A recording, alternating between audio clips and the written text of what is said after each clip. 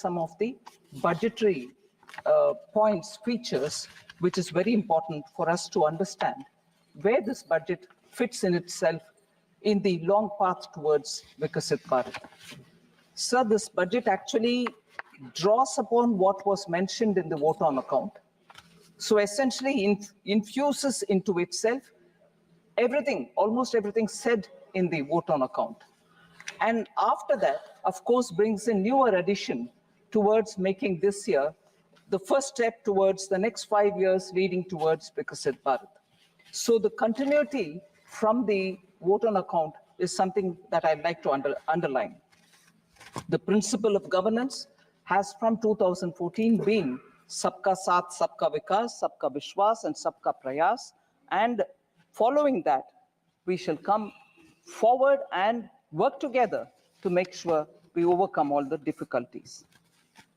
The budget actually seeks to consolidate all the earlier accomplishments. It also outlines measures in order that we overcome the challenges, and two core elements have been highlighted.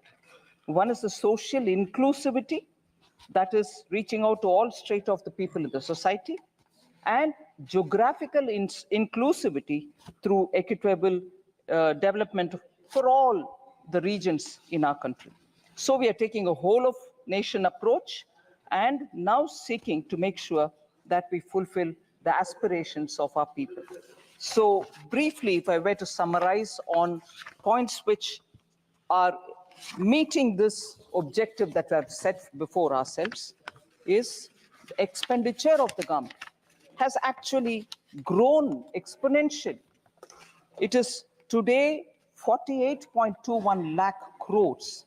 It is projected to grow by about 7.3% over 23-24 and 8.5% over pre-actuals of 23-24. We call it pre-actuals, although with the final figures are almost there because it has to be certified and audited. We give the nomenclature pre-actuals, but they're actually close to the real REs. Within the total expenditure, sir, one feature which has marked India's growth story post the COVID, it is the capital expenditure which the public money with which we are building assets, meaning government's own expenditure to build assets, to build capital expenses are the ones, capital expenditure is the one which has actually enabled us to come out of COVID, whilst many other countries in the world are doing very many different things. But yet this one tested formula of depending on the multiplier which comes out of spending on public expenditure, spending on capital expenditure through public money, has actually yielded us such results that post-COVID, consistently we've maintained high growth rate, and we are the fastest growing in the world as a result of this very clear government's approach. And in that total expenditure of 48.21 lakh, 11.11 lakh go for capital expenditure.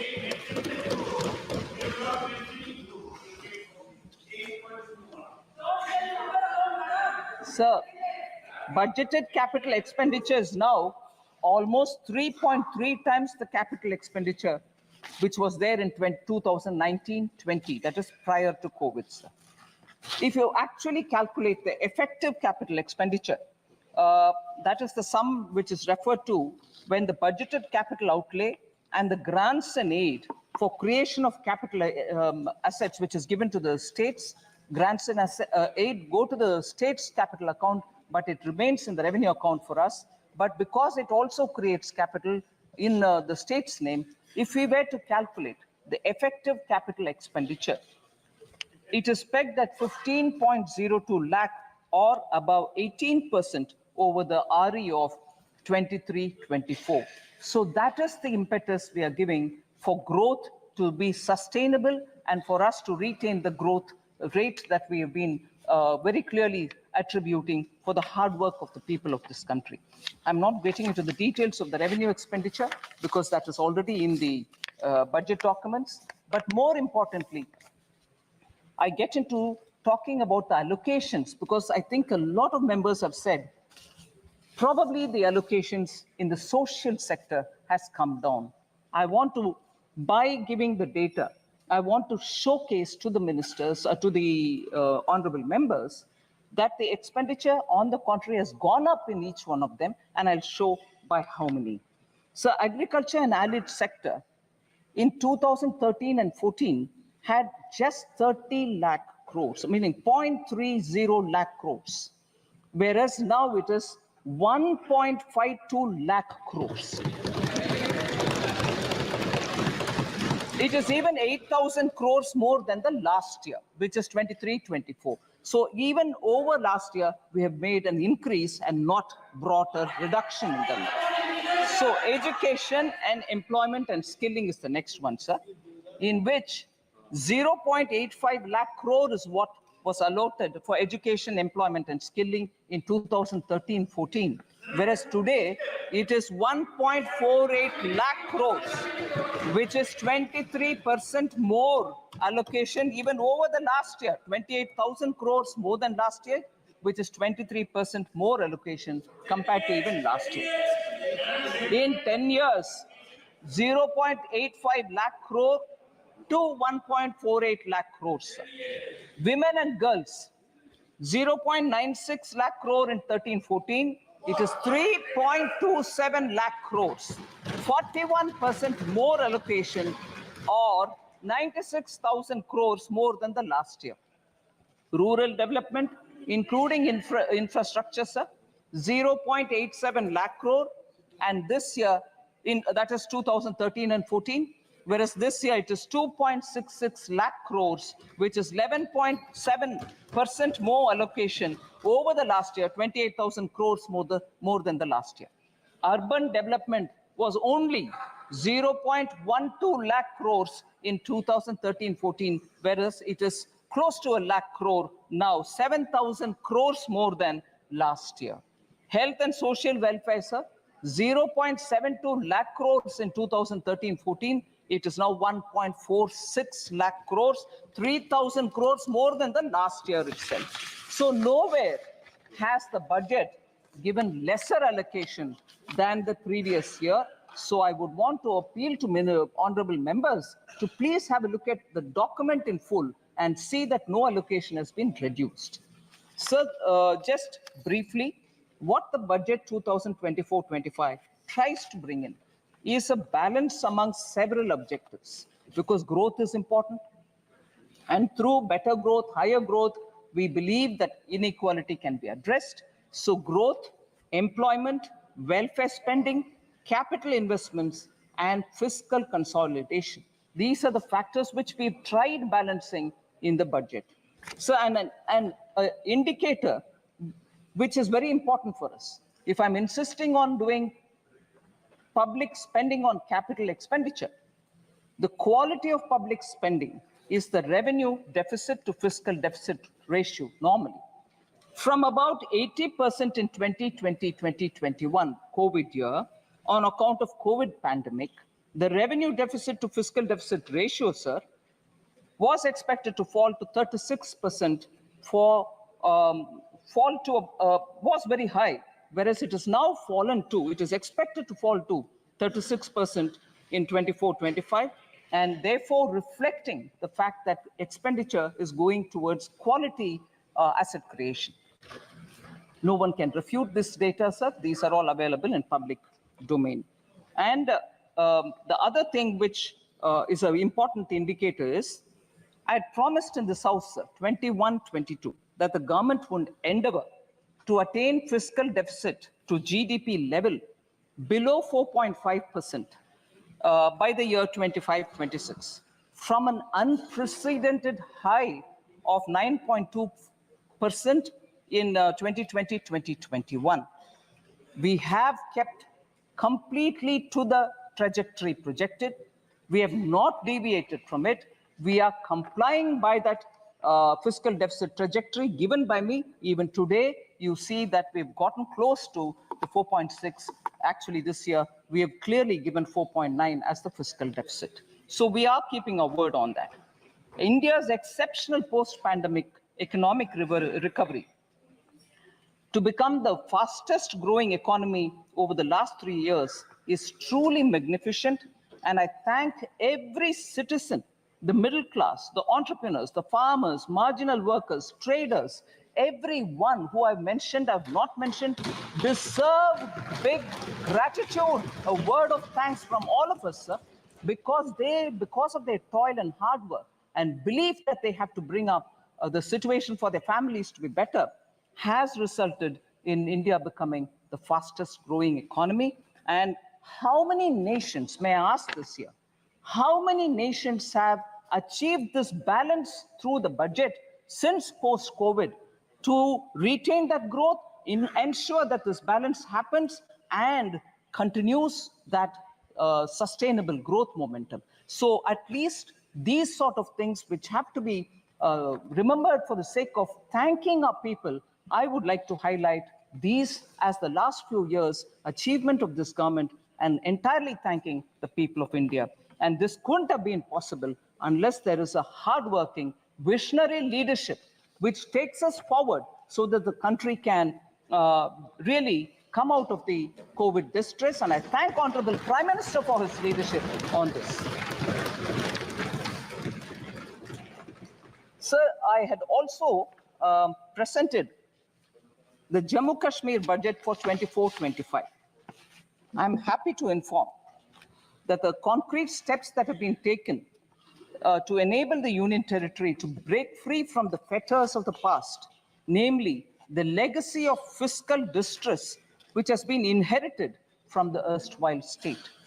We have provided substantial financial support, and I'll give the number, 17,000 crores in the union budget of the UT of J&K this year. It includes 12,000 crore towards financing the cost of Jammu Kashmir Police. That's a burden we want to take on our shoulders so that J&K has more flexibility to spend money for developmental activities. And the additional central assistance of 5,000 crore has been provided. With this support, I expect the GSDP ratio, fiscal deficit to GSDP ratio of the Union Territory would be somewhere, and I'm estimating it, somewhere in the range of 3% for the year 24-25. The public finances of the Union Territory are now back on the rails, and they're now able to focus on developmental activities much more than ever before. And the fiscal prudence is the biggest spirit with which the welfare activities are being taken up without any compromise on Sabka Saath, Sabka Vikas. So because Jammu and Kashmir budget was particularly of interest to some of the members, I would like to respond to the members as well, much before I go to responding to members on the general budget. Sir, some members of J&K have raised questions about unemployment rate in J&K. Mia Altaf MP and also Honorable Member Aga Syed Ruhullah Mehdi. They have raised issues about unemployment, and I would want to put it on the record of this House. Unemployment rate, that is for the age group of 15 to 59 years, has actually come down for J&K from 6.4% in 2020-2021 to 5.7% in 21-22 to 4.4% in 22-23, sir. So there is a reduction in the unemployment rate in J&K. The reduction is primarily because there is a lot of avenues being created for self-employment, and livelihood opportunities through Government of India schemes are reaching all people in J&K, and as a result, you can see that employment opportunities in the sense of self-employment has actually grown. So again, Honorable Member Mia Altaf had raised this issue about the works that were undertaken by the Union Territory government for the welfare of tribals. I'll certainly like to say, sir, there are about 9 important things which need to be highlighted. The Union Territory government has undertaken several initiatives for tribal welfare in the areas of healthcare, education, culture, infrastructure development, and livelihood. After 2 decades, actually, forest rights were granted to tribal communities. 2 शतक के बाद, इंतजार के बाद, tribal communities का उनका हक forest rights के द्वारा दिया गया है। 5,943 forest right certificates have been issued to the tribal people. First ever survey of the nomadic tribal population has also been conducted. Transport facilities are being provided to the nomadic tribes and the Bakarwals because they move up the range during summer and come down from the higher reaches to the lower levels. Transport facility is also being provided. Transit accommodation is provided to migratory tribal communities. Again, the communities which move from colder to slightly warmer regions in winter, including community kitchens, medical and veterinary dispensaries, and community toilets. All these have been provided for the migratory tribal communities. Professional coaching centers, scholarships, skilling for 48,000 tribal youth, 8 new hostel buildings, 285 smart schools, 6 Ekalavya residential schools have all been developed in the Union Territory of Kashmir. 80 schools to be transformed into smart schools in the tribal areas. That's a very important step forward, and it will benefit tribal children. 186 tribal villages are being developed under the PM Adi Adarsh Yojana, so helping tribal communities. Tribal Research Institute is being developed in Srinagar, and these are some of the very specific measures being taken by the government, and I hope the Honorable MP has got substantial information on the question that he asked. Sir, now I come to the general budget, in which I go by issues in which many members of parliament have spoken, so I've clubbed together members. The first issue I take up is members from the opening speaker, Kumari Shelja, Professor Saugata Roy, Hebe Eden, Dr. T. Sumati, Charanjit Singh Channiji, and many others have all spoken about how there is a threat to cooperative federalism. Only few states have been given the benefits in the budget. Sir, I'm very sure, I would like to humbly state this, I'm sure all the members know that in a budget speech, if a state is not named, it doesn't mean that no money goes to them. And therefore, that was a misleading campaign, which, being in the opposition, unfortunately, a lot of members did speak about. It pains me to know that they could say that if you're not mentioned in the budget speech, your state gets nothing at all. Sir, I would like to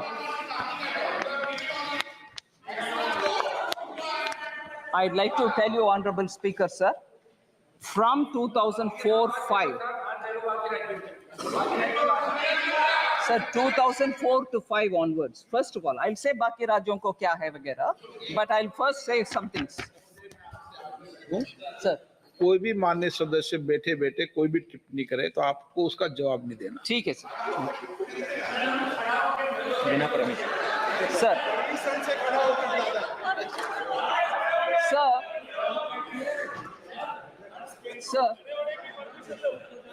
I'll take the example, sir.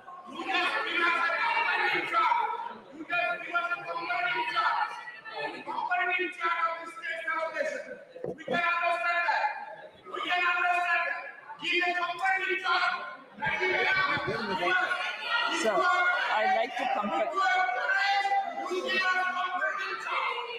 Sir, I'm picking up on the budget speeches since 2004-5, 5-6, 6-7, 2007-8, and so on, sir. 2004-5 budget did not take the name of 17 states. I'd like to ask the UPA government members at that time, did money not go to those 17 states? Did they stop it? Then if they stopped it, they have every business to ask this question. I presume they didn't stop money going to those 17 states because they didn't name it. So when it is one thing for them, it's all right.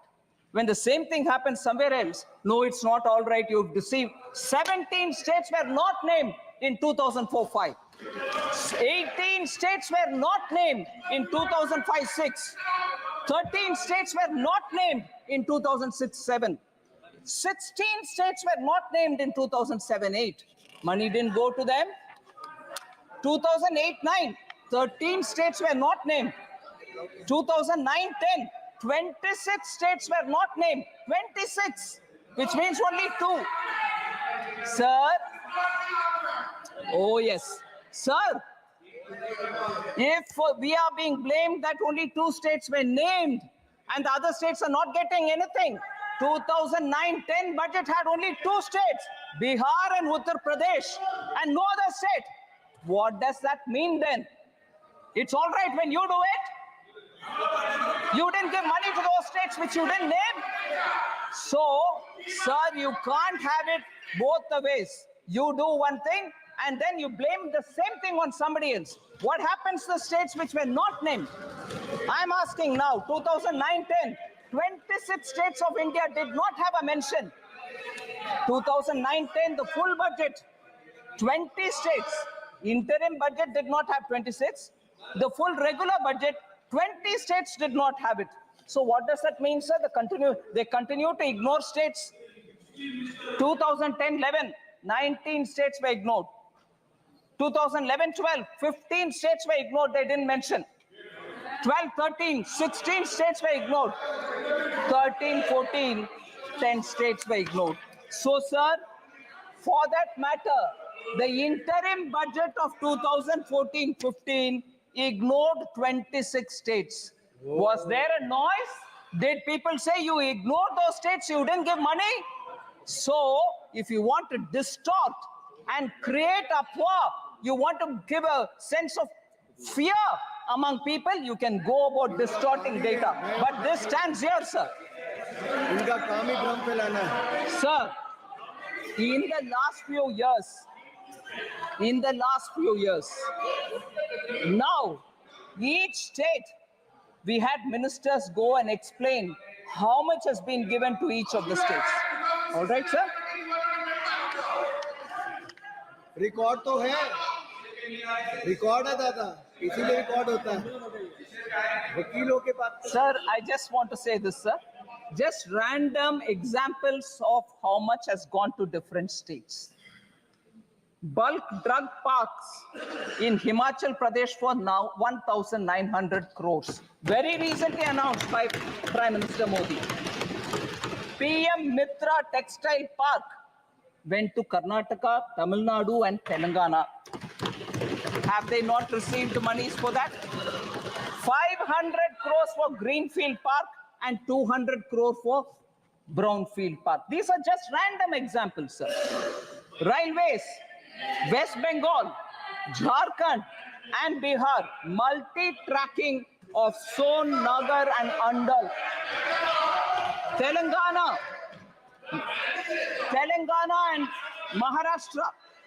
Yes, it is everybody's right and that's why I'm answering. But instead of reading a complete list, I'm giving random examples so that people can understand. 2,700 Railways, Telangana and Maharashtra, doubling of Mudkate, Medchal, Mehboob Nagar, Don route. Telangana and AP, doubling of Motumarri, Vishnupuram sections. Telangana and AP, Bhadrachalam, Dronakal sections. Amount, sir, 12,334 crore. West Bengal, Jharkhand, Bihar. Telangana and Maharashtra, 4,686 crore. Telangana and AP, 1,596 crore. Telangana and AP, Bhadrachalam, Dronakal section, 770 crore. These are going for railways alone. Sir, major highway projects, Kerala. Major highways projects. So I will like to put on record, because after all, the respective honorable members of Kerala insisted, and I'm glad to receive them, that much before I deliver the reply today, I have to meet with them. It was an all-party delegation. I happily met with them. I have no problems. I will address issues also that I have stated and let it go on record that all the MPs came and met me before I gave the reply. I have no hesitation, sir. And there is no vanchana to any state. Nobody is being denied any money. So, India's first, sir, Kerala I mentioned, NH 66, Kappirikadu, Edappalli in Thrissur district. 9,667 crore major highway project, Kerala. Sir, major money comes na 9,606 ongoing. Money comes or not? So, Mukkola junction to Kerala, Tamil Nadu border, 1,148 crore. Sir, J&K, Punjab, Haryana, Delhi, Amritsar, Katra road project, 18,000. Sir, kindly, Honorable Speaker, sir, J&K, Punjab, Haryana, Delhi, Amritsar, Katra road project, 18,274 crore. Sir, again Kerala, sir. India's first transshipment port. All of us happily celebrated when a very big vessel reached Virinjam port. Kerala government, Congress government gave it. And nobody from who are speaking about AAs and A2, A1 and A2s don't question Kerala Congress government when Virinjam was given on invitation to, I'm not taking the name, one of the A's. On invitation. And nobody went. Nobody from Congress party went and said, "Arey, why are you giving to AA? Can't give it to AA." They didn't say. And afterwards, when communists came, when Communist Party came to power in Kerala, even they did not disturb it. Congress gave it, communists came afterwards, even they also didn't touch it. How much of viability gap funding has been given by Government of India, sir? 818 crores have been given for Virinjam Port by Government of India for a project that they themselves invited someone of the A and gave it, and that one of the A was given by Congress. Another who came as a communist also did not touch it. It's going on fine till today. But lectures on AA is only for all of us. Sir? So, cooperative federalism, states not being mentioned in the budget speech, doesn't have to be a very big issue. They all know they have presented budget in this country for decades. But when it is a ordinary chai wala OBC leader who comes to become prime minister and he does administration well, you then have a problem. Arey, kya ho rahi hai? Is he doing well? No, we'll have to protest. This will not work out, sir. People are seeing this game. So total resources allocated to transfer of states in BE 24-25 is 22,91,182 crores. And that is an increase of 4,93,645 crore. 27.5% over the last year's BE. States transfer to states, 22,91,182 crores. Sir, you know the size of the budget, and rightly, that much which is due to go to the states are going on time. Then, of course, sir, I've spoken about the criticism about not mentioned in the budget speech. I don't want to elaborate. There are other things. Agricultural allocation has come down, and legal guarantee for MSP. This also has been spoken by more than 20 speakers. Honorable 20 members have spoken. I'll just elaborate.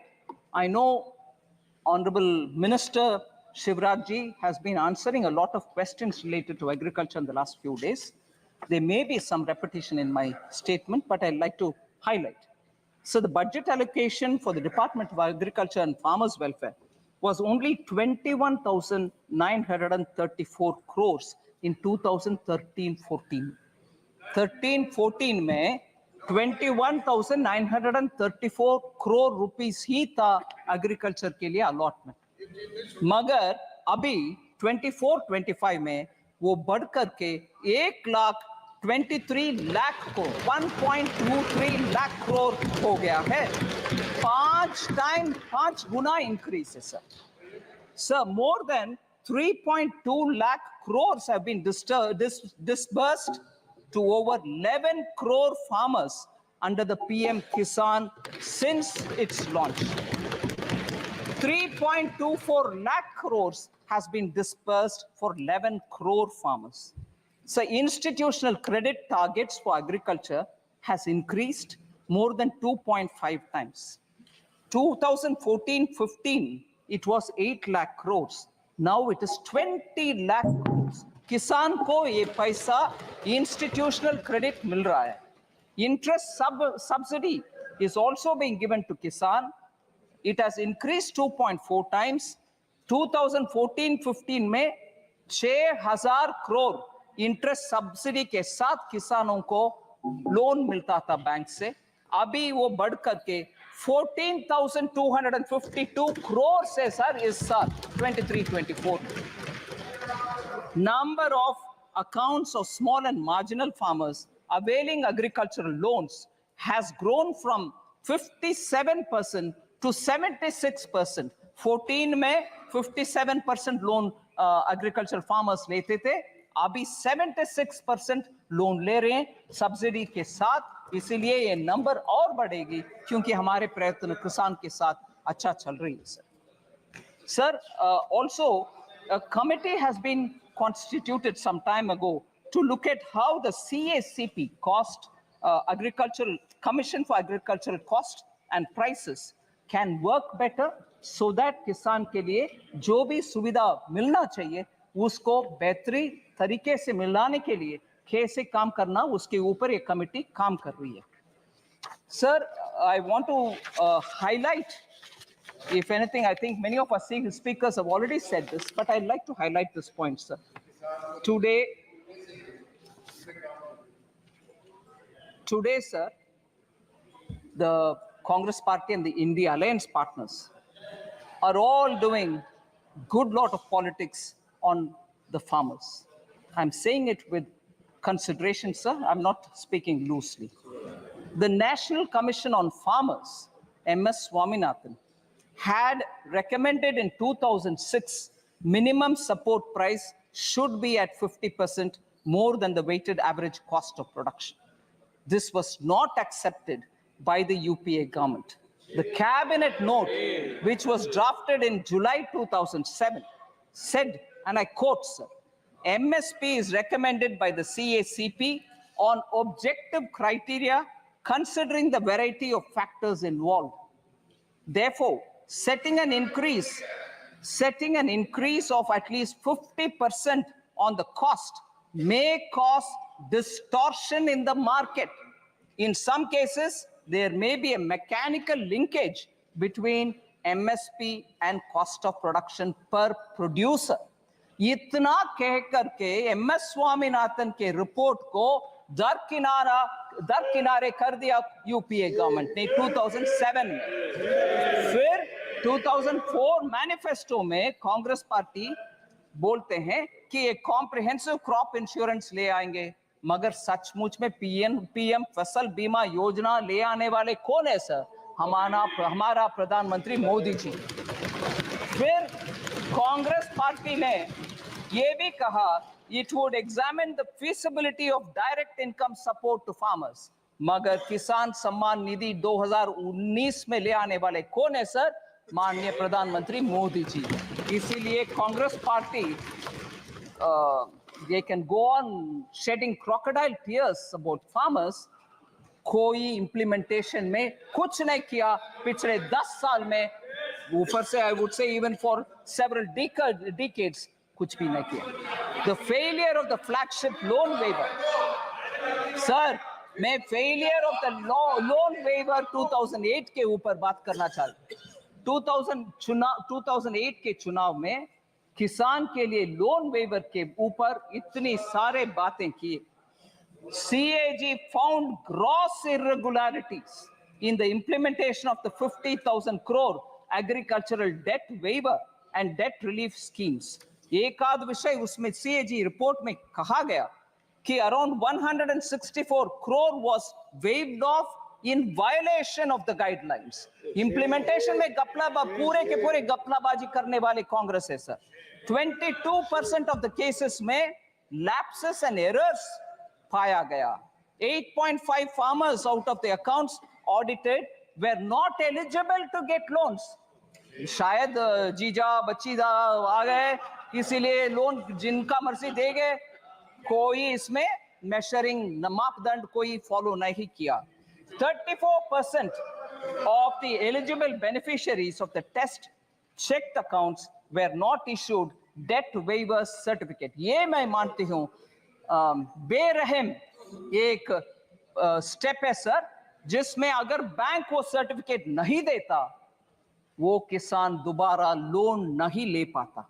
34% of the eligible cases में वो certificate तक नहीं दिया गया। इनके loan waiver जिसके ऊपर वो जीत कर आए 2009 में, उतना गपलेबाजी हुआ उसमें, आज किसान के ऊपर रो रहे।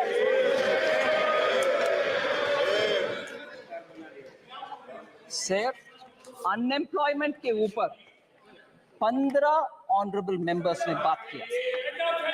सर इसमें कुमारी सैलजा, अभिषेक बैनर्जी, सौगता रॉय जी, हिबी ईडन, राजीव राय, दुराई वाइको, पप्पू यादव जी, डिम्पल यादव जी, NK प्रेमचंद्रन जी और के सुब्रायन जी, ऐसे बहुत सारे, डॉक्टर सुमति, अनएम्प्लॉयमेंट के ऊपर बात की। मैं उनका एक आध विषय स्पष्ट करना चाहती हूँ sir. Our policy to make youth, इस बजट में यूथ के लिए 5 ऐसे स्कीम का एक बड़ा सा PM का युवा पैकेज हमने ले आए, जिसमें एम्प्लॉयमेंट भी है, स्किल ट्रेनिंग भी है, इंटर्नशिप भी है। Our policy is therefore to make youth सक्षम, स्वतंत्र और समर्थ। इसीलिए to make them competent, independent and capable, a lot of schemes have been brought in other than the 5 schemes put into PM package. 48 crore mudra loans worth 29 lakh crores have been dispersed since 2014. 29 lakh crores का dispersal हुआ मुद्रा में। इसीलिए इस बार क्योंकि वो success हुआ है, हम उसको 20 लाख रुपीस तक अमाउंट बढ़ा रहे हैं, 10 से लेकर के 20 तक बढ़ा रहे। मैं ये 5 स्कीम के ऊपर ज्यादा बोल नहीं रही हूं sir, but I want to say UPA era में जॉबलेस ग्रोथ के विषय में एक विषय हाईलाइट करना चाहती हूं सर। RBI के क्लेम्स डेटा जो पीरियोडिकली हमें इकोनॉमी के ऊपर पिक्चर देता है, वो एम्प्लॉयमेंट यूपीए के इरा में, मतलब 2012 to 13 में और 13 to 14 में टोटल एम्प्लॉयमेंट एक्चुअली डिक्लाइन हुआ है, ये वो जिक्र करता है RBI की रिपोर्ट। उनके कार्यकाल में जब टोटल एम्प्लॉयमेंट का नंबर डिक्लाइन होता है, उसके बारे में चर्चा नहीं करते। मैं आज उठा रही हूं इस हाउस में कि उस समय के एम्प्लॉयमेंट क्यों घटा, why did it come down? If you are claiming that your economy management was all very good, how did total employment figure come down? And this is RBI data, not mine. Second, sir, formal employment was badly hit. Total persons engaged during the UPA time, annual survey of industries कहता है कि Covid pandemic के time, हमारे सरकार के time से ज्यादा decline उस समय हुआ टोटल पर्सन्स का एंगेजमेंट में। This is a data about 2012-13 employment total persons engage decline हुआ उस समय। Sir, we want to highlight the fact that the annual periodic labor force survey reports show that the labor market indicators for persons in the age group of 15 years and above has steadily improved under Prime Minister Modi, 2017-18 to 2022-23, our employment figures have improved. I'm giving you at least 4 indicators for that. Labor force participation has increased from 49.8 in 2017-18 to 57.9% in 22-23. Labor force participation number. इसमें women labor force participation has risen to 37% in 22-23 from 23% which was in 2017-18. Women का participation भी increase हुआ. Youth the unemployment rate has declined from 6% in 2017-18 to a low of 3.2% in 22-23. Youth unemployment for the age group 15 to 29 has declined sharply from 17.8% in 2017-18 to 10% in 22-23. So the last point on this employment debate, sir, SBI research report, which was released in July 2024, said India created 12.5 crore jobs between 2014 and 23, compared to only 2.9 crore during the UPA 10 साल. 2.9 crore UPA के 10 साल में, मगर अभी 12.5 crore हमारी 10 साल में, sir. So employment के ऊपर बार-बार गलत फहमियां प्रचार करना ये छोड़ दें, क्योंकि डेटा उसके खिलाफ है.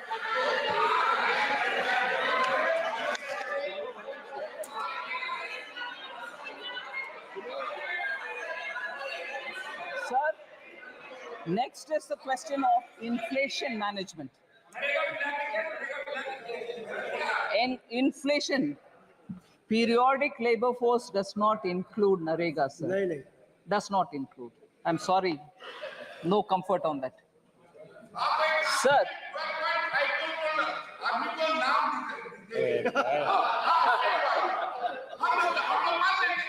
Sir, inflation.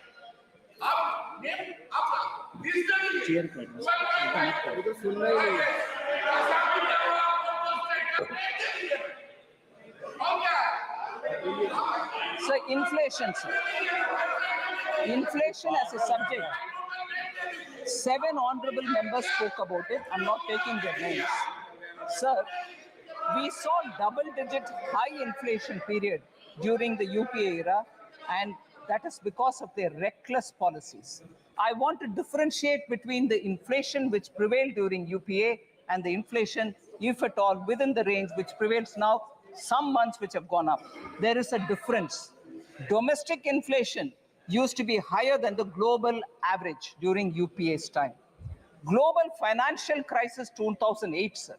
If you're talking about COVID, which is much, much more complex than the global financial crisis, global financial crisis 2008, UPA government took stimulus measures to boost the economy. But I'm sorry to say, I'll come to this particular matter because it has a relevance to one of the honorable members. Harvard and Oxford educated leaders,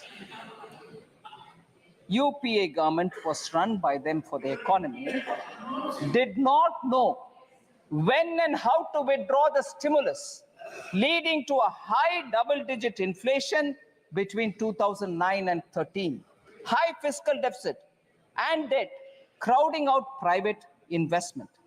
So between January 2012 and 2014, just the 22 months, of the total 28 months, 22 months the inflation was above 9%.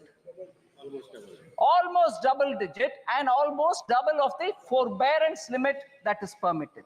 Inflation के इनके record ही है sir. उसको beat करना आसान नहीं है. इसीलिए मैं बात बोल रही हूं, UPA sir, UPA inherited a stable macroeconomic environment with inflation at 3.8% from 1999-2000 to 2003 2004 Atal ji के समय पर इन्फ्लेशन उस रेंज में पर था, उसको इनहेरिट किया यूपीए ने. Comparatively, annual inflation rose to 8.1% between 2004-5 to 2013-14. Atal ji का 3.8%, इनका 8.1%. यही है इनका रिकॉर्ड इन्फ्लेशन मैनेजमेंट के ऊपर. सर एक्चुअली क्योंकि हमारे एमपी साहब ऑलरेडी एक स्लोगन दे रहे, मैं बोलना चाहती हूँ, मैं हिंदी इलाके से नहीं आती हूँ, फिर भी ये याद है. कांग्रेस आई, महंगाई लाई, ये है इनका record. Sir, because economy was in such poorly managed state because of inflation, I want to quote sir, RBI governor, उनका नाम नहीं ले रही हूं क्योंकि सदस्य नहीं है इधर, मगर वो एक किताब लिखे हैं. उस किताब में वो बोलते हैं, I quote, the finance ministry used to pressurize the RBI to soften interest rates and present a rosier picture of growth to shore up sentiments. क्योंकि आपके आर्थिक व्यवस्था इतना बिगड़ गई थी, आप आरबीआई को फोन करके उनको बोल रहे हैं कि प्लीज ठीक से मैनेज करो भैया, क्योंकि सेंटिमेंट अफेक्ट हो जाएगा. आप कुछ मैनेजमेंट नहीं किए, मगर ये किताब में फॉर्मर आरबीआई गवर्नर लिख रहे हैं सर इनका इकोनॉमी के मैनेजमेंट के ऊपर. शेम. वो हमें पूछते हैं कि इकोनॉमी कैसे मैनेज कर रहे हो. Sir, India's inflation between 2020-2023 is much lower than the global average. Prime Minister Modi, in spite of COVID, planned the economy in such a way that our inflation did not affect so badly. I want to just give you the list of the records, sir. NDA के समय 99 to 2004 तक 3.8, UPA 1 में 6%, UPA 2 में 10.2%, so UPA 1 and 2 put together 8.1%. अभी हम आ रहे हैं NDA 1 में 14-15 से लेकर इन्फ्लेशन 5 years में 4.5%, NDA 2 में 5.7%, NDA 1 and 2 put together 5.1%. कहाँ है 8.1%? हमारे 5.1% कहाँ है? मैं ये भी दुख के साथ कहना चाह रही हूँ, जब प्रधानमंत्री जी पेट्रोल और डीजल प्राइस को 2 बार कम किए, बीजेपी स्टेट्स ने कम किया, इन्फ्लेशन हटवाए, मगर यूपीए के स्टेट्स कोई कुछ नहीं किया. उसके वजह से उनके स्टेट में इन्फ्लेशन हाई रहा. देश के लिए नुकसानदायक पॉलिसी है यूपीए का. ठीक है, हम कैसे मैनेज किए inflation? Group of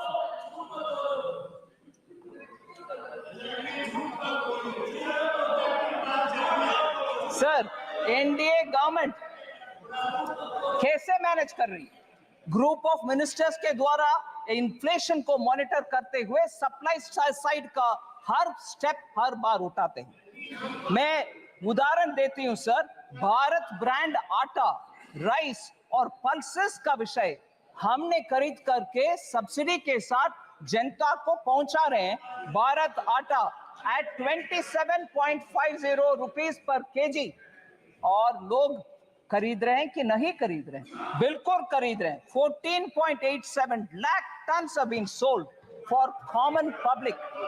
Bharat rice 27.5 rupees per kg में चावल मिलता है और 13.98 lakh tons बिक्री हो गए हैं सर, लोग खरीद रहे हैं. भारत चना दाल 60 rupees per kg के 1 kg का पैक 11.52 lakh टन सोल्ड हो गए. भारत मूंग दाल, बोथ मूंग दाल और साबुत मूंग दाल 2984.37 टन का सेल हो गया है. आम नागरिक तक हमारे भारत ब्रांड आटा पहुंच रही है, इसीलिए इन्फ्लेशन को वो फेस कर पा रहे हैं. सर, मैं अगले एक विषय, मुख्य विषय में आ रही हूं. SC ST को इग्नोर कर रहे हैं सरकार. विमेन एंड पुअर को इग्नोर कर रहे हैं। इसमें 4 लोग बात किए, चरणजीत शनी, श्रीमती डिम्पल यादव, के Radhakrishnan and Tol Tirmavalavan, all members, honorable members of parliament who have raised this issue. I want to say SC or ST or women ke allocation has gone up substantially. Number there you sir, 23-24 में 1,59,148 crores था SC का. इस साल 1,65,493 crores, 6,345 crores और बढ़ाए ST 1,19,706 crores, 1,24,909 crores now, 5,113 crores अधिक we have increased it. Women 2,38,220 crore पिछले साल, इस साल 3,27,158 crore, 88,938 crores ज्यादा दिए हैं इस साल में. सर इस विषय में थोड़ा ऑनरेबल स्पीकर ध्यान से आपके सामने विषय रख रही हूं. SC ST का एलोकेशन कम हो गया है, ऐसे प्रश्न पूछने वाले से मैं पूछना चाहती हूं. कर्नाटका के कांग्रेस गवर्नमेंट ने SC SC ST फंड से बजट में 9,980 दिए हुए बजट से 4,301 करोड़ ट्राइबल सब प्लान से निकाला गया. उसका पता नहीं चल रहा कहां गए. So far of the total, Karnataka government has spent 2,228 crore, including 1,587 crore from the SC ST sub-plan and 641 crore from the tribal sub-plan specifically. God knows where this is going. Because this has been questioned in Karnataka itself by the leader of the opposition and the media. I want to ask माननीय former chief minister Charanjit Shanni जी, आपके leader से बात करिए, कर्नाटका में जाकर के SC का हालात के ऊपर प्रश्न पूछिए. इधर पूछने का आवश्यकता नहीं है, उधर कांग्रेस गवर्नमेंट में हो रही है इतनी सारी घपला. फिर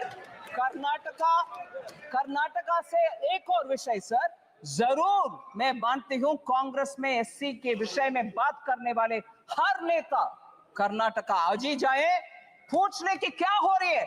SC के पैसा को निकाल करके प्राइवेट अकाउंट में डाला जा रहा है, किसी को मालूम नहीं हो रहे. SC के ऊपर इधर लेक्चर हो रही है. वाल्मीकि विषय, कर्नाटका महर्षि Valmiki scheduled tribes development corporation scam, बड़ा सा स्कैम सर. इसमें सर विषय देख लीजिए, कितना इंटरेस्टिंग बात. Normally government stands up to say no गपला, क्या आरोप लगा रही हो, सॉरी, ऐसे बात करने के लिए सरकार के पक्ष में से खड़े होते हैं. मगर उधर नाम नहीं ले रहा हूं, मुख्यमंत्री जी खड़े होकर के बोल रहे हैं, अरे भैया वो 187 करोड़ नहीं है, सिर्फ 89 करोड़ से जो गपला है, मगर not 187 crore but only 89 crore. ये देख लीजिए क्या कॉन्फिडेंस. यही कांग्रेस है. गपला करो, फिर आर्ग्यू करो, बोलो कि 189 नहीं है भैया, जस्ट 89 है, छोड़ दो. SC का पैसा सर, ST का पैसा सर, दोनों उधर गपले हो रही है, मगर इधर SC के ऊपर लेक्चर हमें दे रहे. SC के ऊपर चीफ मिनिस्टर पंजाब के प्रश्न पूछ रहे.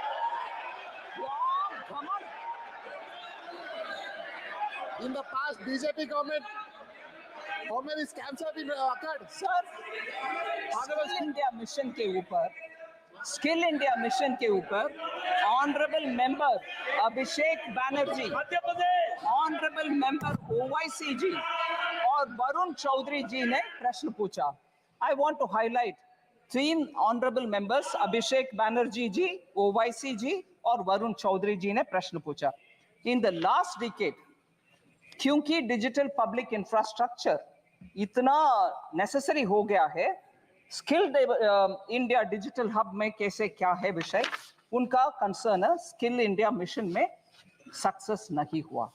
मैं उनको जेंटली बोल सकती हूँ. In the last decade the employment of Indian youth has increased sharply, rising from 34% in 2014 to 51% in 24. ये सब क्योंकि उनका स्किलिंग हुआ, उनके अपग्रेडिंग ऑफ स्किलिंग हुआ, उसके वजह से वो आगे आना संभव बन रहे. और इस बार बजट के द्वारा 5 स्कीम्स का package PM skill for youth और एम्प्लॉयमेंट फॉर यूथ के पैकेज के द्वारा इसको और आगे बढ़ाएंगे. यूथ के लिए हम काम करेंगे. और हमारे position sir world skills competition में 19th पोजीशन में थे हम 2017 में स्किलिंग में.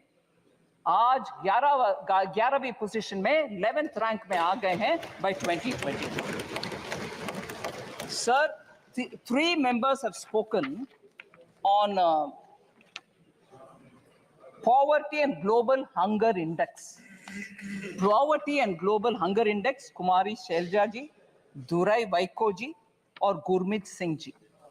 Sir, I want to first of all, with all humility and modesty say, flawed indicators such as the global hunger index for India's sake may not work out. I'm not saying because you have raised a point, but I'll tell you why.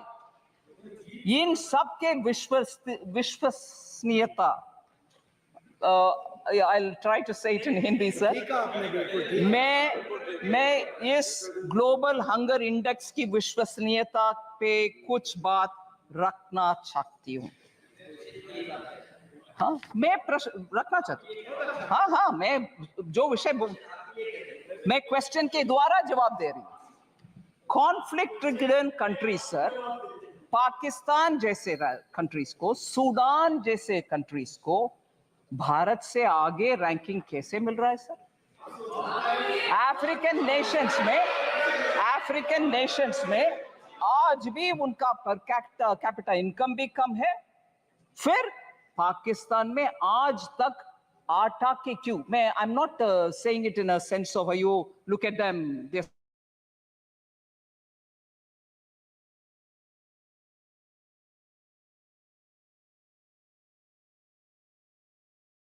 लोग के लिए भारत देश में मुफ्त में हम अनाज दे रहे हैं, फिर भी हंगर इंडेक्स में हाई है.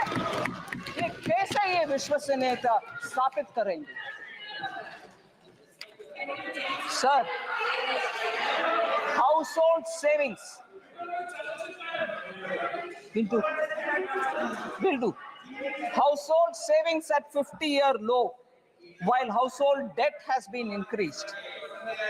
Sri Honorable MP Abhishek Banerjee ने ये प्रश्न पूछा.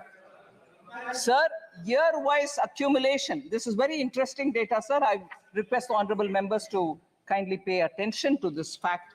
Net financial savings of the household sector from 8.32 lakh crores in 2013-14 has risen to 14.616 lakh crores in 22-23. Net financial savings of the household sector.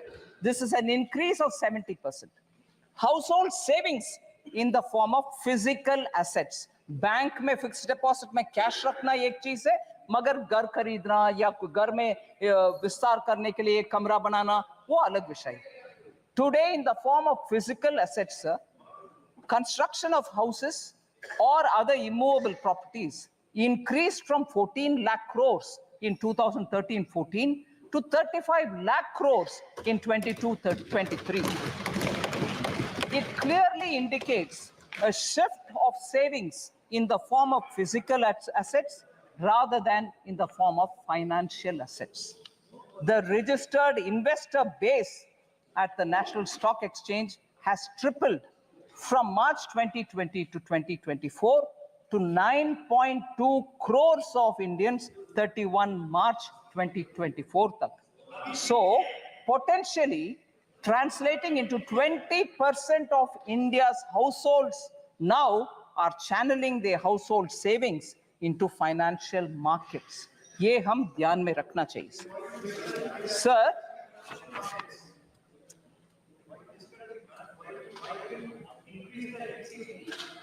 I'll come to that. I'll certainly come to it.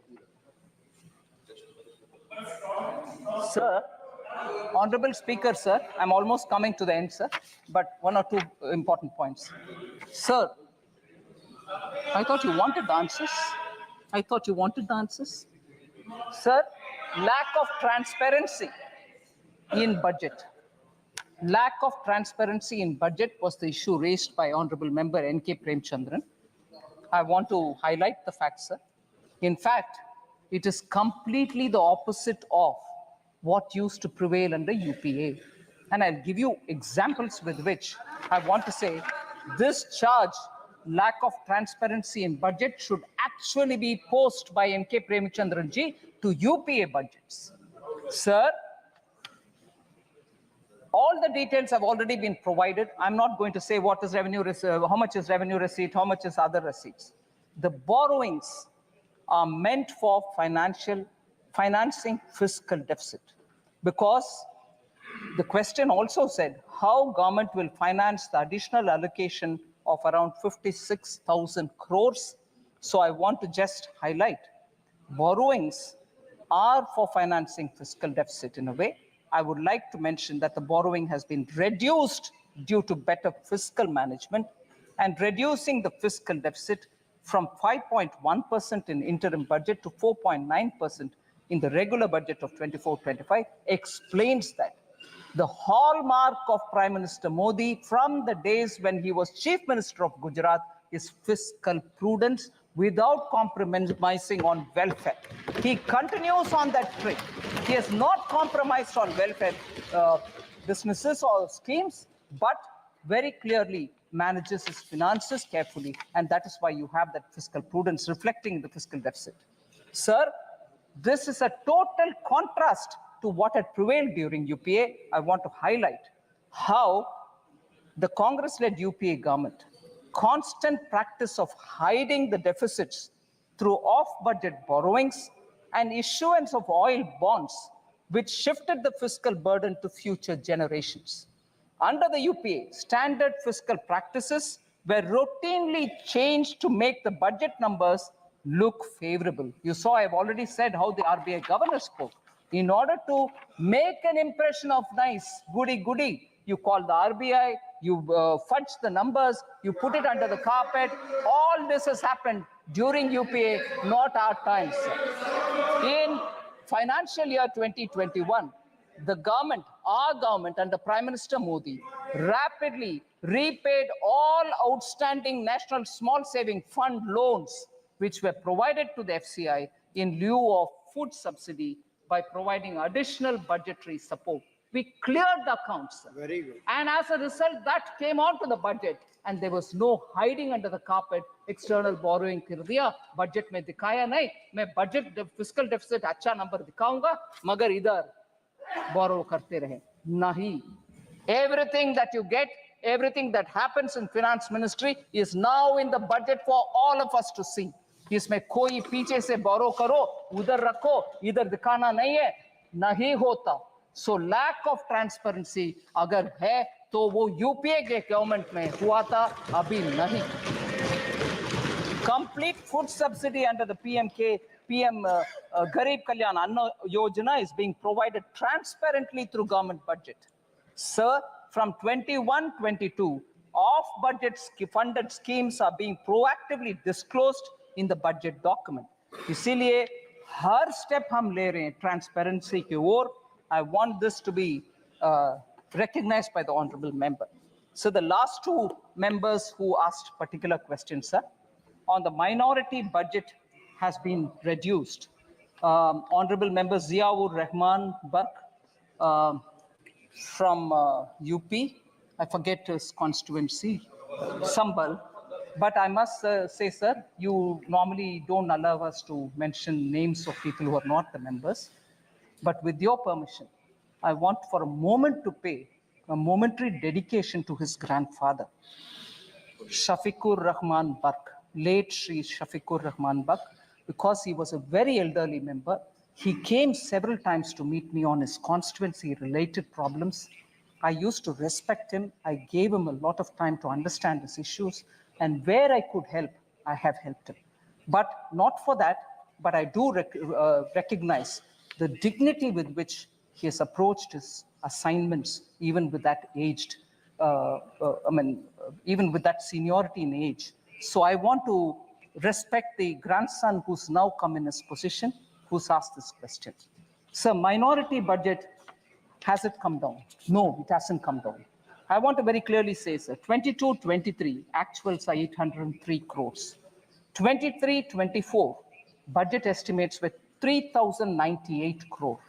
24-25 budgetary estimates, 3,183 crore, 85 crores more than the last year has been given. No reduction in the fund. Sir, under NMDFC, which is National Minorities Development and Finance Corporation, since 2014, 8,300 crores worth of loans have been disbursed to more than 22.5 lakh minority beneficiaries, of whom 85% are women. So the young new member, I want to give him the information. And the last one, sir, under insurance problem in the country, and there is an 18% GST on health insurance. This was asked by Honorable Member Karthi Chidambaram. I want to highlight that PM Jeevan Jyoti Bima Yojana has over 20 crore enrollments and over 16,087 crore claims have been paid till date. 2 lakh insurance cover at just 436 rupees per annum premium. We have paid 2 lakh, we have paid 20 crore enrollments, and 16,087 crores have been cleared as insurance claims. PM Suraksha Bima Yojana, sir, 44 crore enrollments and 2,757 crore claims have already been paid. And what is the structure, sir? 2 lakh rupees for total disability or accidental death at just 20 rupees per annum premium. So this is the way insurance for the common people have been given by Prime Minister Modi, and this is reaching a lot of poor people. And I'm happy to say, even during COVID, we had cleared a lot of claims, even if they didn't meet the usual requirements of doctor's certificate, mortuary certificate, nothing. PM gave a clear instruction saying, during COVID, all claims be settled. We don't want anyone to suffer because insurance certificates are not done. Sir,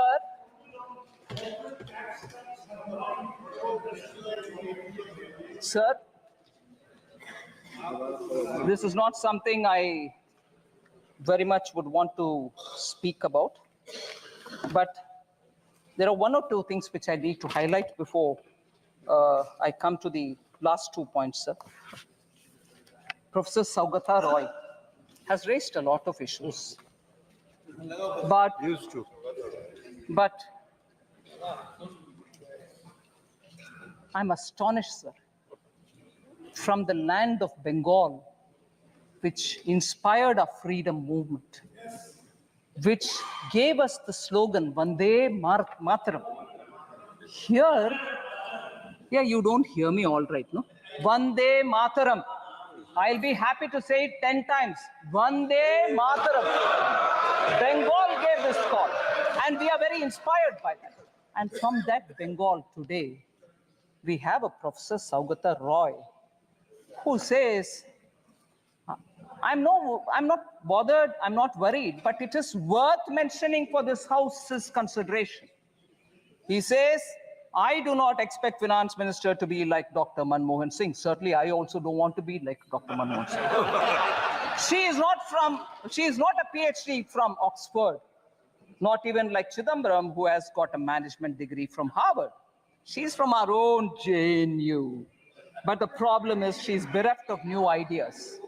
सीधा मैं आ रही हूं sir प्रश्न. सीधा मैं आ रही हूं प्रश्न में.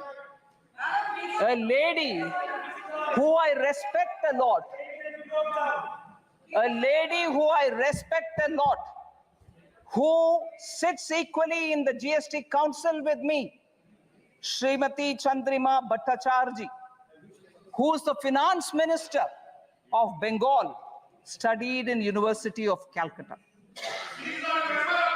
Sir, you may delete the name, sir. You may delete it. You may delete it, sir. Finance Minister of Bengal, studied in University of Kolkata. That's all right, sir. She is also, I respect her, which means, is she also bereft of new ideas? Is she also bereft of new ideas, sir? I don't want to take her name. Finance Minister of Bengal. Please delete the name. I'm not against it. I respect her, sir. She does wonderful contribution in the GST Council. She is from University of Kolkata. So, when reference is made to me saying she's from JNU, but the problem is she doesn't have any, she's bereft of new ideas. Is she bereft of new ideas? Equally, I want to ask, the Chief Minister of Bengal is also from colleges affiliated to the University of Calcutta. Does it mean that if you study in Indian universities, you are bereft of ideas? She is a fighter who's leading the state for so many years. Many chauvinist comments. Sir?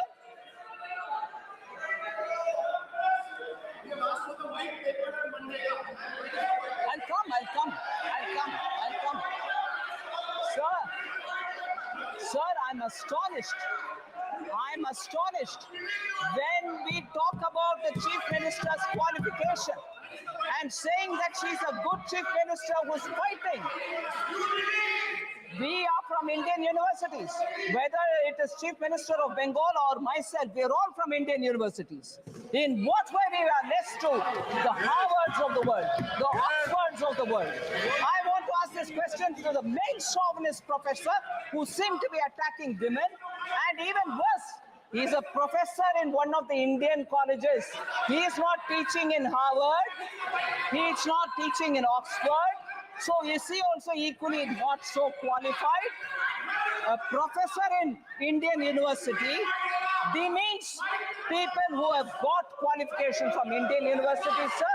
Professor Saugata Roy, please be ashamed of yourself. Sir, even worse, he says in 1920, the inequality, sir, the inequality in India was less than 1920 than it is now. It's a statement professor made. I can't believe this statement. Sir, Bengal suffered under the British.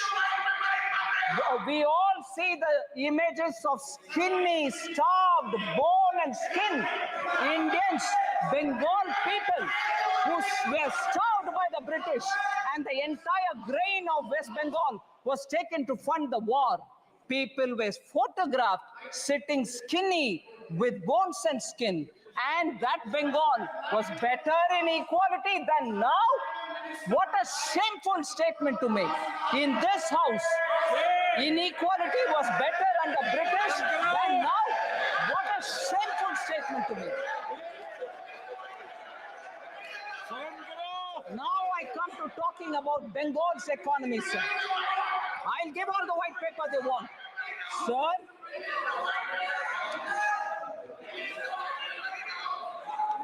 West Bengal's share in total industrial production of this country. Honorable Speaker, sir, I'd like to draw your attention and say West Bengal's share of the total industrial production of this country, which used to be 24%. I want honorable members to keep paying attention to this data. It's very important for this country. 24% was Bengal's contribution to total industrial production of this country at the time of independence. Today, you want to know what that number is? 3.5. That's the Bengal economy. That's the Bengal economy.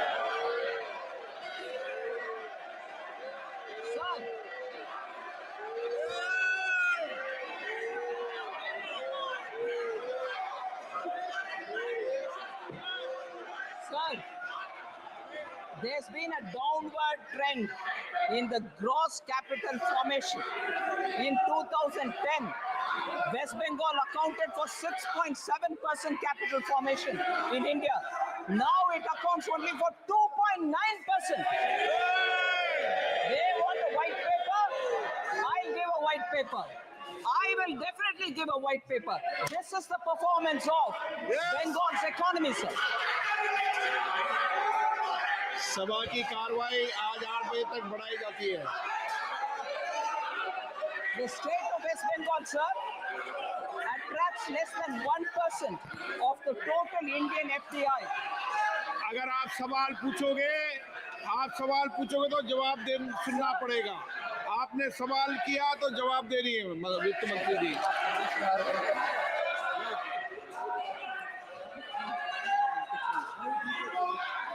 Sir, Honorable Member Supriya Sule had asked question about fiscal deficit target of 4.9% may not be achieved.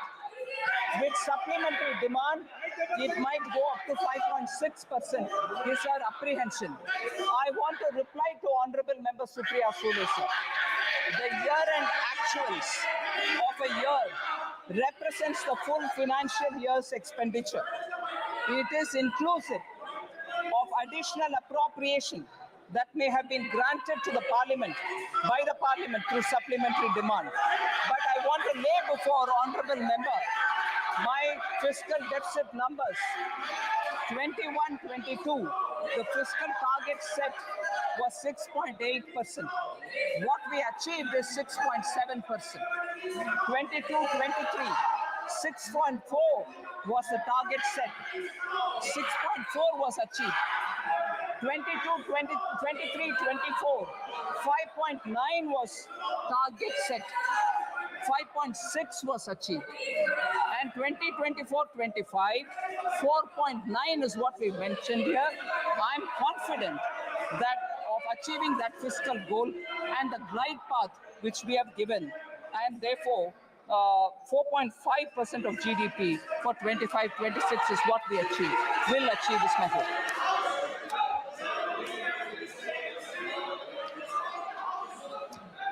Sir, before I come to the conclusion, there's one I will come to the conclusion with. But before I come to that, sir, I want to highlight the fact. माननीय सदस्य, नेता प्रतिपक्ष, please आसन के पीठ पेट कर नहीं बैठते। संविधान नेता प्रतिपक्ष हो जाने से अकल कहाँ से आएगा? Sir, this is an important issue I want to raise, sir, before I come to the conclusion. Sir, today, when we are discussing the journey of Vikasit Bharat, I want to draw your attention towards a very serious issue. To make India develop, it is necessary for the country to have big economic and strategic power. But if there will be instability and anarchy in the country, their journey towards Vikasit Bharat will become more difficult. This is a huge challenge for us. And as a nation, we have to understand where the problem is. India's social fabric, parliamentary traditions, economy, and the armed forces are all four being severely attacked. We have united our diverse society through the hard-working people of this country over the generations. After independence, sir, our constitution was put in place and it has put in place several arrangements to keep the society united. But today, through a conspiracy, the fault lines of our society are being exposed.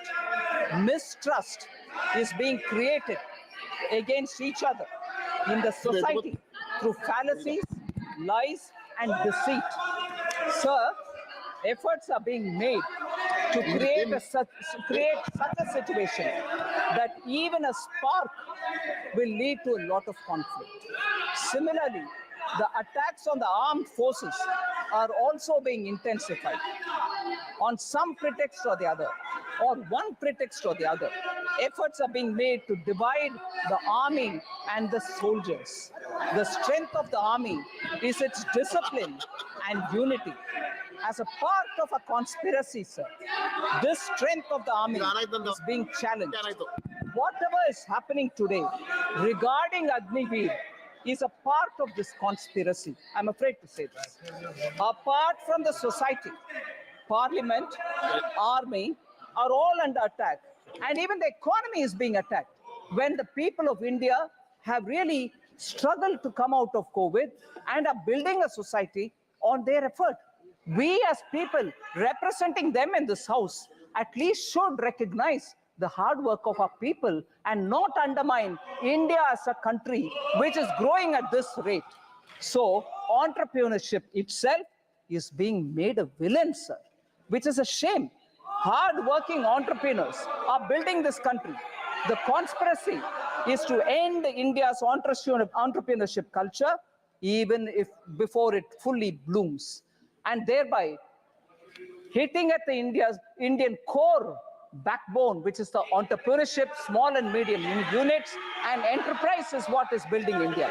Negativity is being spread in society towards all those who do business. And this hatred for business and wealth creators is spilling everywhere. There is a conspiracy to send a message to the entire world that India is not safe for investors, sir. And this is not good. Rumors are being spread that Indian institutions cannot guarantee security to foreign investments, which is really a sad situation, sir. Strategic instability, economic instability, and political instability. Some forces are working to create this kind of an image of India, and we should all fight together that this kind of instability building people should be told a lesson. There is a huge nexus. There is a huge nexus behind this, which is carrying out this conspiracy from the streets and even to the parliament.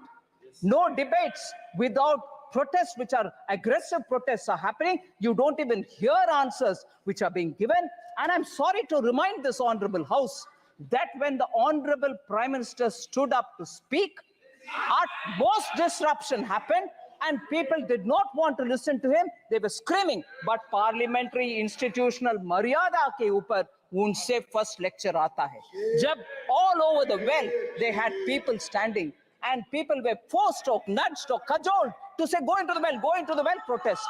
Sir, institutional respect, we have to keep it. Every countryman has come together to fight this conspiracy. We have to be alert, sir. And I take this opportunity to say this. So the last matter, sir.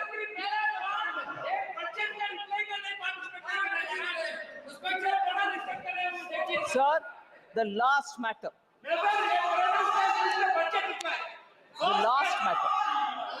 The last matter, sir.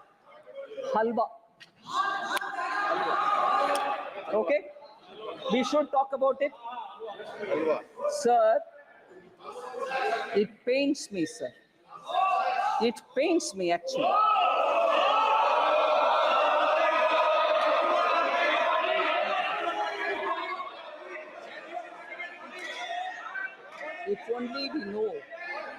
If only we know the background with which halwa ceremonies are conducted before the budget is prepared. If only we know the background. Sir?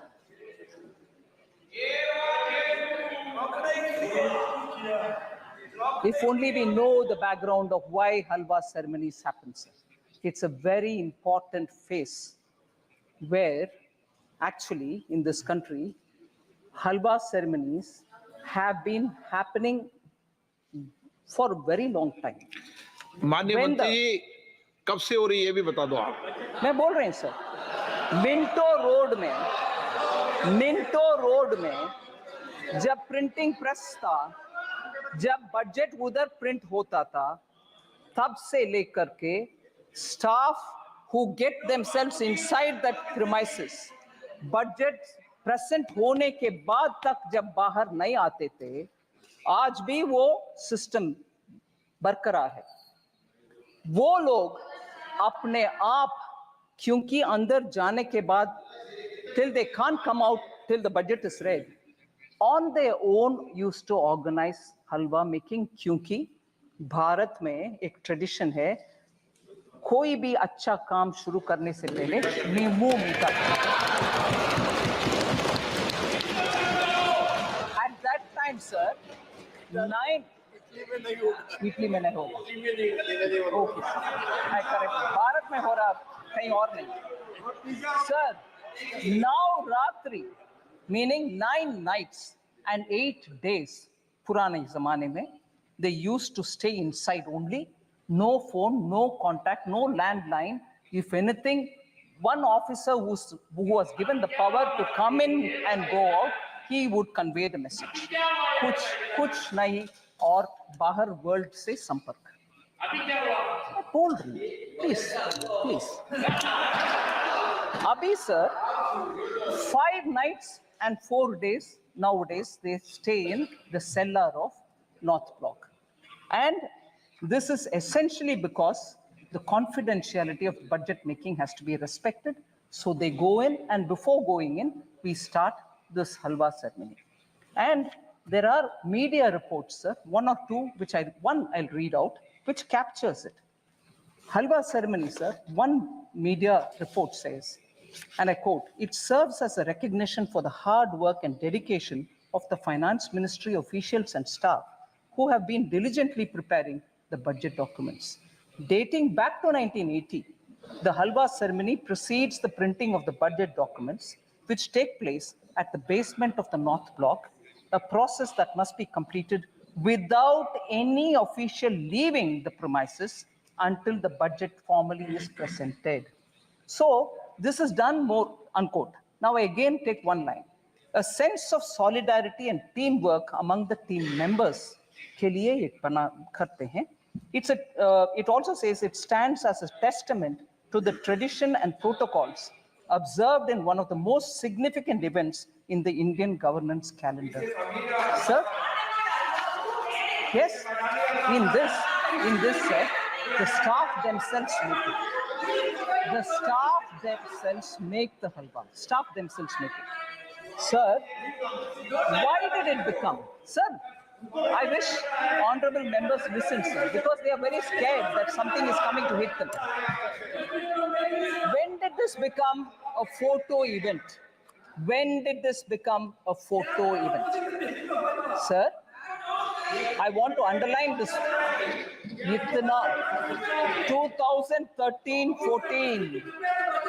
2013-14 में मंत्री जी नीचे सेल्लार में जाकर के हलवा बंटवारा करने का शुरुआत 2013-14 में हुआ। मैं पूछ रही हूँ तब, by that time, क्योंकि our leader of the opposition by that time was a full active leader, उससे पहले ऑर्डिनेंस फटा भी गया, वो इंडिपेंडेंस दिखाया विपक्ष के नेता। क्यों उस समय फाइनेंस मिनिस्टर तब की, उनसे ये पूछा नहीं गया कि कितना एससी है भाई, आप नीचे जा रहे हो फोटो के लिए, बोलो नहीं तो वो हलवा में कैंसिल करूंगा, क्योंकि उस समय वो पावरफुल थे ना, रिमोट कंट्रोल था ना, वो हलवा क्यों कैंसिल नहीं किया, उनके हलवा कैंसिल नहीं किया, तब ये पूछा नहीं गया। भारत के हलवा बटाया जा रहा। सर, ये आदत किसी का हो तो वो जमाना गया। मलाई खा करके इस देश को छोड़कर या पार्लियामेंट को छोड़कर लोग गए, लोग वोट करके मलाई खाने वाले को दिखाया रास्ता, चले जाओ, आप सत्ता में बैठना नहीं है। वो जमाना गया। मगर उस समय के फाइनेंस मिनिस्टर से ये पूछा नहीं गया, आप नीचे जा रहे हो बंटवारा करने के लिए, हलवा बंटवारे करने के लिए, आपके साथ कितने एससी है, कितने एसटी है, कितने ओबीसी है, वो पूछा नहीं है। उस समय के ऑफिसर्स लोग के स्टैटिस्टिक्स गणना नहीं हुआ, मगर अभी पूछा जा रहा है। इसीलिए मैं बोल रही हूँ, इस देश में लोगों को बंटवारे करने में कुछ षड्यंत्र के साथ इस प्रश्न पूछा जा रहा है। Sir, it's a shame. मैं इस मौके पर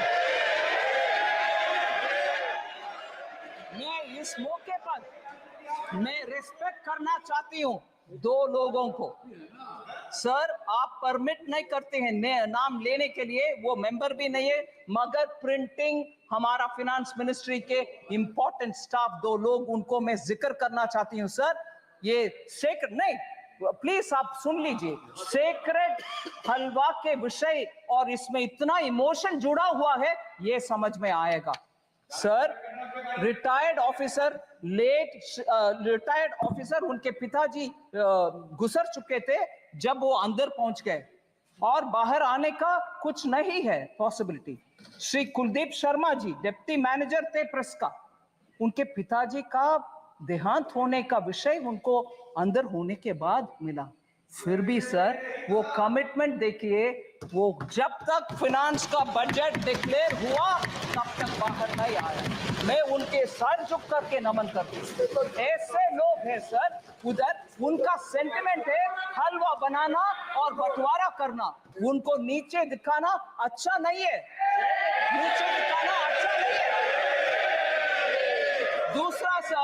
दूसरा मैं बोल रही हूँ, श्री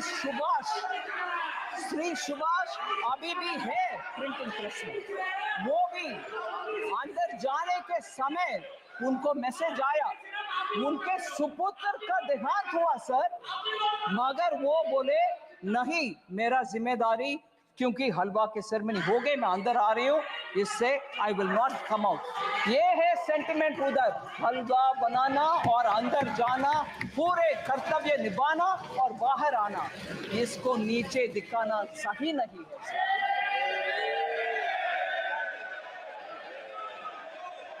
सर, एससी के ऊपर, ओबीसी के ऊपर बहुत सारे विषय हमारे एमपी गण बात कर रहे हैं।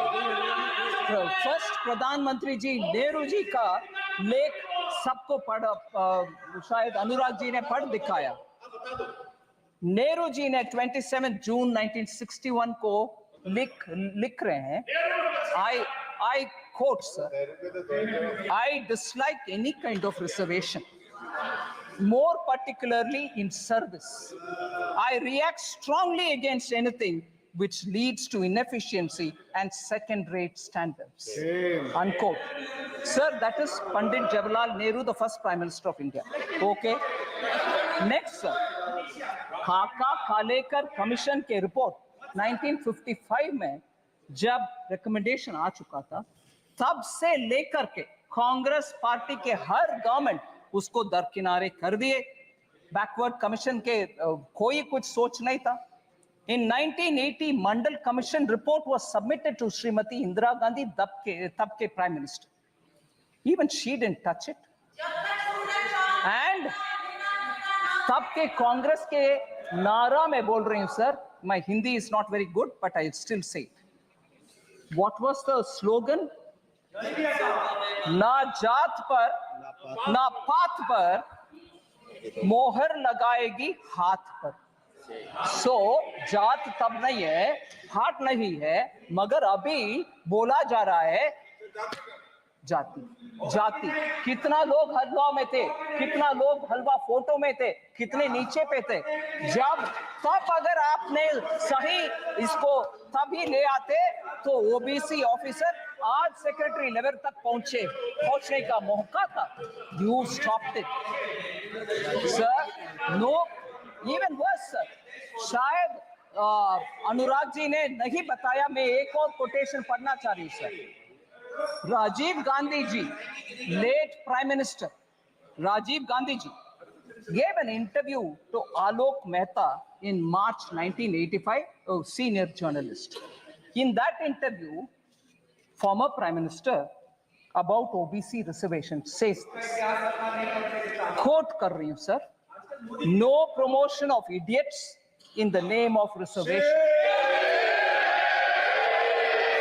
And that promoting idiots in the name of reservation, and that promoting idiots in the name of reservation would harm the entire country, unquote. Reservation के ऊपर ये इतना लेक्चर दे रहे हैं सर अंबेडकर जी कैबिनेट से निकल करके he said I don't want to be in this because there is no justice for backward communities or for SCs.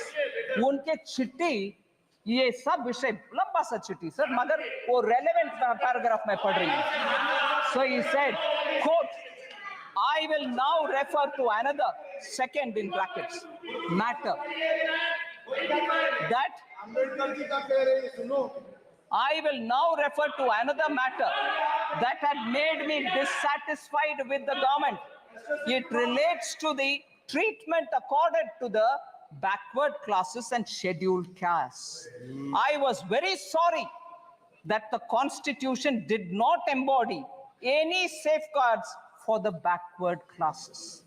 It was left to be done by the executive government on the basis of recommendations of a commission to be appointed by the president.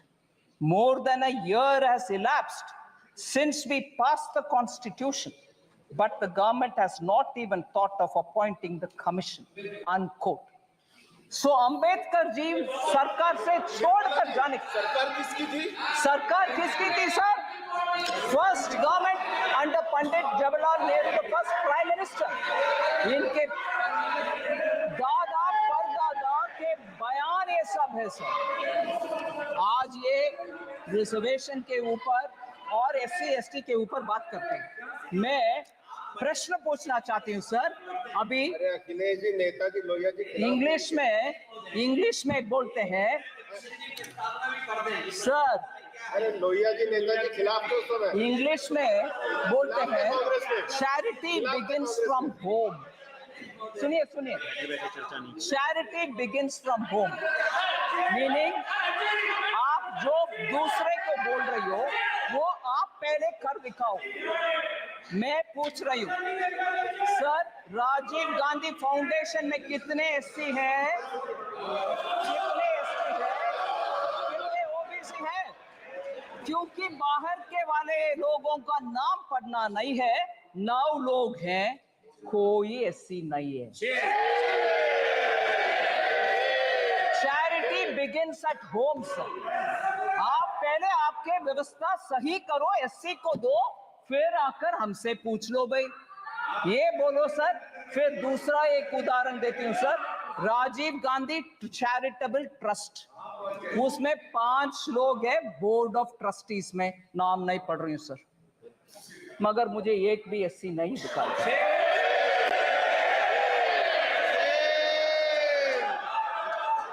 So sir SC/ST लोग के ऊपर हम सब कुछ अच्छे करने के लिए इरादा रख सकते हैं मगर जनरेशन आफ्टर परदादा दादा सबके बयान एक ही जैसे जब है और काम कुछ नहीं हुआ. आप जाकर के आज बोलेंगे तो कैसे भरोसा आएगा सर?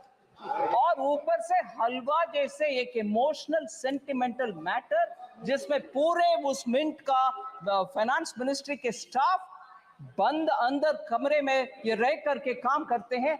उनके मुंह मिटा करने का काम में आप ऐसे प्रश्न चिन्ह के साथ. और मैं जब इस विषय में मैं कैसे जवाब दूं ऐसे करके सर पे हाथ रखा तो पूरे ट्रोल आर्मी के साथ मुझे पूछा जा रहा है कि SC के ऊपर जब विपक्ष के नेता बात कर रहे हैं आप सर पर हाथ रख रही हो, हंस रही हो. नहीं, ऐसे एक इमोशनल मैटर को इतना हल्के से डील कर रहे हैं उसको मैं सर में फोड़. Sir thank you very much sir. मैं बजट के लिए कुछ इतना समय दिए आपके लिए मैं धन्यवाद। माननीय सदस्य, अब मैं वर्ष 24-25 के लिए केंद्र शासित प्रदेश जम्मू और कश्मीर से संबंधित अनुदानों की मांगों को सभा में मतदान के लिए रखता हूं। प्रश्न ये है कि अनुदान की मांगों की सूची के स्तंभ 2 में मांग संख्या 1 से 36 के सामने दर्शाए गए मांग शीर्ष के संबंध में 31 मार्च 2025 को समाप्त होने वर्ष के दौरान संदाय के क्रम में होने वाले खर्चों की अदायगी हेतु आवश्यक राशियों की पूर्ति के लिए अनुदानों की मांगों की सूची के स्तंभ 3 में दर्शाई गई राजस्व लेखा और पूंजी लेखा संबंधी राशियों से अनधिक संबंधी राशियां केंद्र शासित प्रदेश जम्मू और कश्मीर की संचित निधि में से भारत के माननीय राष्ट्रपति जी को प्रदान की जाए। जो सदस्य इसके पक्ष में हाँ कहें, जो सदस्य विरोध में ना कहें, मेरे विचार में निर्णय हाँ वालों का हुआ। निर्णय हाँ वालों का वर्ष 24-25 के लिए केंद्र शासित प्रदेश जम्मू कश्मीर संबंधी मांगों के पारित हुई। आइटम नंबर 30 माननीय वित्त मंत्री जी। आइटम नंबर 30 माननीय वित्त मंत्री जी।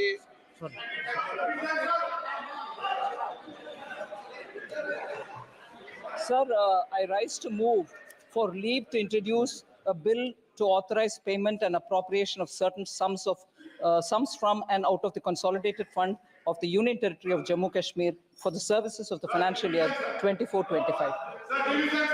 प्रश्न ये है कि विधेयक को पुनर्स्थापित करने की अनुमति प्रदान की जाए। जो सदस्य इसके पक्ष में हाँ कहें, जो सदस्य विरोध में ना कहें, मेरे विचार में निर्णय हाँ वालों के पक्ष में हाँ वालों के पर अनुमति प्रदान की माननीय मंत्री जी विधेयक को पुनर्स्थापित करें। Item number 31। Sir, I introduce the bill, sir.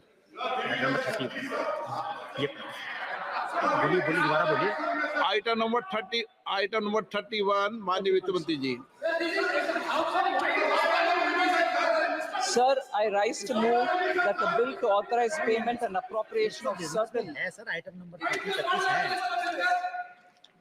31।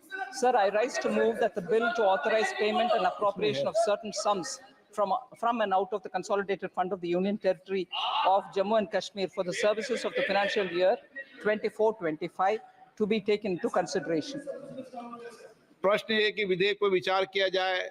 जो सदस्य इसके पक्ष में हाँ कहें, जो सदस्य विरोध में ना कहें, मेरे विचार में निर्णय हाँ वालों के पक्ष में हाँ वालों के पर विधेयक को विचार करने प्रस्ताव स्वीकृत गया। अब सभा पर विधेयक खंडवार विचार करेगी। प्रश्न खंड 2 और 3 विधेयक का अंग बने। जो सदस्य इसके पक्ष में हाँ कहें, जो सदस्य विरोध में ना कहें, मेरे विचार में निर्णय हाँ वालों के पक्ष में हाँ वालों के पक्ष में खंड 2 और 3 विधेयक का अंग बना। प्रश्न ये कि अनुसूची विधेयक का अंग बने। जो सदस्य के पक्ष में हाँ कहें, जो सदस्य विरोध में ना कहें, मेरे विचार में निर्णय हाँ वालों के पक्ष में हाँ वालों के पक्ष में अनुसूची विधेयक का अंग बनी। प्रश्न है कि खंड 1 अधिनियम सूत्र विधेयक का पूरा नाम विधेयक का अंग बने। जो सदस्य इसके पक्ष में हाँ गए, जो सदस्य विरोध में ना गए, मेरे विचार में निर्णय हाँ वालों के पक्ष में हाँ वालों के पक्ष में खंड 1 अधिनियम सूत्र विधेयक का पूरा नाम विधेयक का अंग बने। मंत्री जी प्रस्ताव करें कि विधेयक को पारित किया जाए। Sir, I rise to move that the bill be passed. प्रश्न है कि विधेयक को पारित किया जाए। जो सदस्य इसके पक्ष में हाँ गए, जो सदस्य विरोध में ना गए, मेरे विचार में निर्णय हाँ वालों के पक्ष में हाँ वालों के पर प्रस्ताव स्वीकृत हुआ, विधेयक पारित हुआ। आइटम नंबर 32 से किरण रिजिजू जी। With your permission, I move the following: that the Rule 331G of the Rules of Procedure and Conduct of Business in Lok Sabha, in its application to the discussion and voting on demands for grants for 2024-25 be suspended. प्रश्न है कि माननीय मंत्री द्वारा प्रस्तुत प्रस्ताव को स्वीकृत किया जाए। जो सदस्य इसके पक्ष में हाँ कहें, जो सदस्य विरोध में ना कहें, मेरे विचार में निर्णय हाँ वालों के पक्ष में हाँ वालों के पक्ष में प्रस्ताव स्वीकृत हुआ।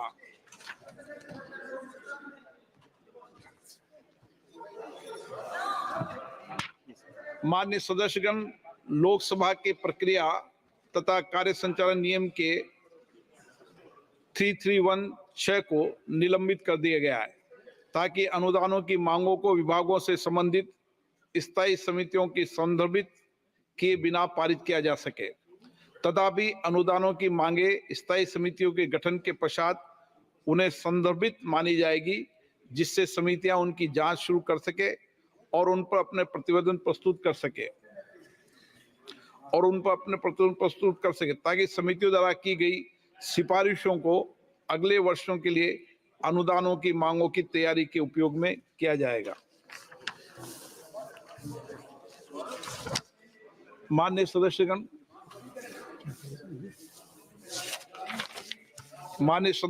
बजट पर सामान्य चर्चा में बीएससी पर 20 घंटे आवंटित किए गए थे, लेकिन इस विषय पर 27 घंटे से अधिक चर्चा हुई।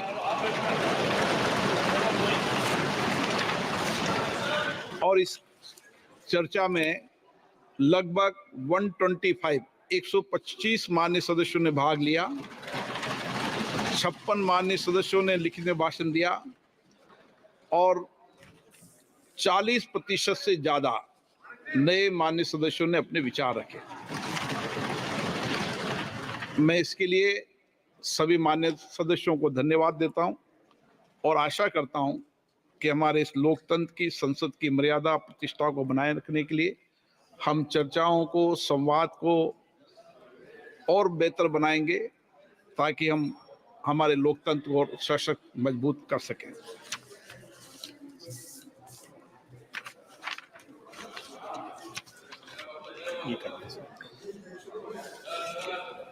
Item number 33। अब मैं सभा में रेल मंत्रालय से संबंधित अनुदानों की मांग संख्या 85 को चर्चा तथा मतदान के लिए लाया जाएगा। सभा में 1 मिनट रुक जाए करो माननीय मंत्रीगण। सभा में उपस्थित जिन माननीय सदस्यों के रेल मंत्रालय से संबंधित अनुदानों की मांगों पर कटौती प्रस्ताव प्रचालित किए गए हैं, यदि वे अपने कटौती प्रस्ताव प्रस्तुत करना चाहते हैं तो 15 मिनट के भीतर सभा पटल पर अपनी पर्चियां भेज दें, जिससे उन कटौती प्रस्तावों को जिसकी संख्या लिखे हैं उनको हम प्रस्तुत कर सकें। इसी प्रकार प्रस्तुत किए गए कटौती प्रस्ताव की क्रम संख्याओं को दर्शाने वाली सूची कुछ समय पश्चात सूचना पट पर लगा दी जाएगी। यदि सदस्यों को उस सूची में कोई विसंगति मिले तो उसकी सूचना तत्काल सभा पटल पर मौजूद अधिकारी को बता दें। आइटम नंबर 33, रेल मंत्रालय से संबंधित अनुदानों की मांग। आज ये रेल मंत्रालय से संबंधित अनुमान की मांग आज भी चलेगी और कल भी चलेगी। श्री के Suresh ji. Thank you, Honorable Speaker, sir. Give me golden opportunity to participate railway demands grants on this August House, sir. The railways, as we know, is known as the thread that ties the nation together. If unity of the nation as a kinetic example, it is the railway that connects Kashmir to Kanyakumari and the rich to poor, like a garland adorning India. The Congress government, when it took charge of the nation in 1947, was handed over a discriminatory railway network that served economic, political, and military interests of British imperialism in India. The railway lines were laid primarily with a view